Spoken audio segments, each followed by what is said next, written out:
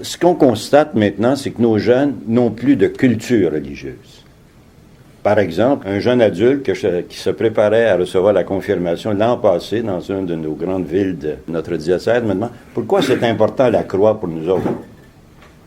Ça indique de façon caricaturale jusqu'où on est rendu. Le résultat que nous avons relevé est le résultat d'une persistance à rester ou à confier aux écoles publiques la mission d'Église de transmettre la foi, alors que ce n'est pas sa mission. C'est de faire de bons citoyens, mais on ne voyait que la coquille, mais l'intérieur était vide.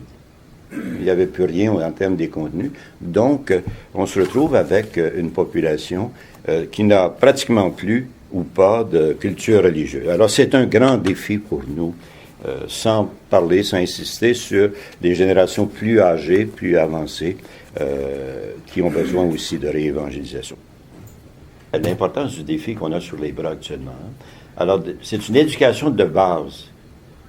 Nos théologiens appellent ça le kérigme.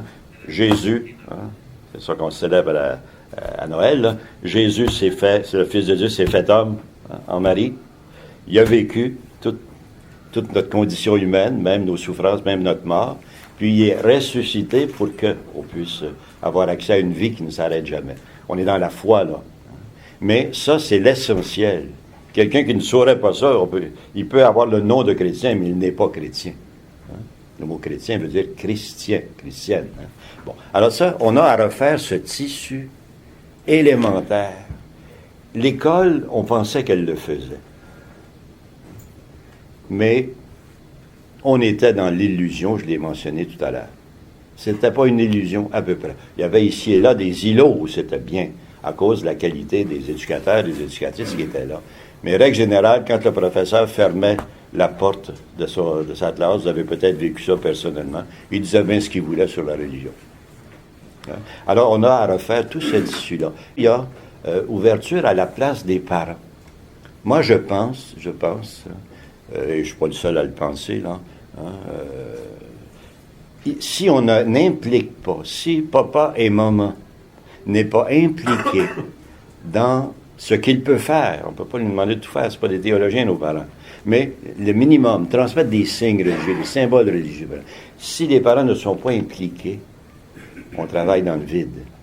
C'est pas la société qui va soutenir la foi de nos gens. C'est pas l'école maintenant, mais c'est la famille. Alors, le nœud est là. Et c'est pour ça que dans notre plan d'action diocésain, ce qu'on appelle la mission catéchétique, là, on veut revenir aux bases à partir de la parole de Dieu. Et ça doit être intergénérationnel. Des fois, je dis, puis ça risque de scandaliser, mais je dis quand même devant vous, les membres des médias, parce qu'il ne faut pas mal le prendre. Des fois, je dis au grand-papa et au grand-maman, vous êtes admirables, mais vous avez un rôle de substitut. Vous n'avez pas le premier rôle pour l'éducation de la foi. Vous aurez beau les amener à la messe, puis continuer à le faire. Il y a au moins ça. Vous aurez beau à les interpeller. Mais si votre fille ou votre gars qui est le papa ou la maman de ces enfants-là ne s'implique pas, si pour lui c'est pas important, ça passe dans le vide. Parce que la personne significative d'un enfant, ils aiment bien papa, grand-papa, grand-maman, mais la personne significative, c'est le père et la mère. Alors c'est pour ça qu'il faut les impliquer. Et il y a beaucoup de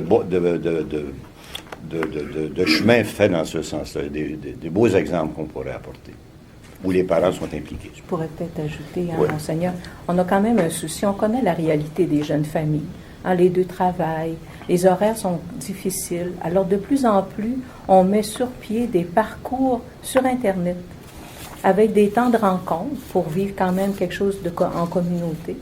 Mais on est très soucieux, justement, de donner les moyens pour nos jeunes parents qui sont souvent débordés et qui ont encore des belles valeurs, puis qui veulent encore donner des belles choses à leurs enfants. C'est le propre des parents de donner le meilleur aux enfants. Voilà. C'est pas facile. Je pense que c'est une question de mettre en branle tous les partenaires dans une société, y inclut les médias. Je pense que vous me permettrez de dire que il y a beaucoup de choses épouvantables qui sont véhiculées par les médias. qui ne viennent pas nécessairement des médias, mais sont transmis via les médias. Hein. Par exemple, quand on parle de la fameuse période de noirceur, c'est dégueulasse quand on y pense, qu'on regarde l'histoire. C'est pas si vrai que ça. Oui, il y a eu des erreurs de l'Église, oui, il y a eu un contrôle, mais beaucoup de nos institutions dont on profite actuellement sont nées dans cette période-là. Parce que c'était vraiment une période de noirceur. Quand l'État ne prenait pas ses responsabilités parce qu'il n'était pas organisé ou il n'y avait pas les moyens, qui faisait les choses? C'était l'Église. Alors, il ne s'agit pas de se mousser, là, puis de se péter les bretelles, c'est pas ça. Mais je pense que on doit être vrai avec l'histoire. On doit être vrai avec l'histoire. Il y a des choses qu'il faut rétablir, qui sont véhiculées, qui ne sont pas drôles à entendre parce que c'est pas vrai, ou c'est des demi-vérités. Alors, moi, je pense qu'on a un travail collectivement à faire.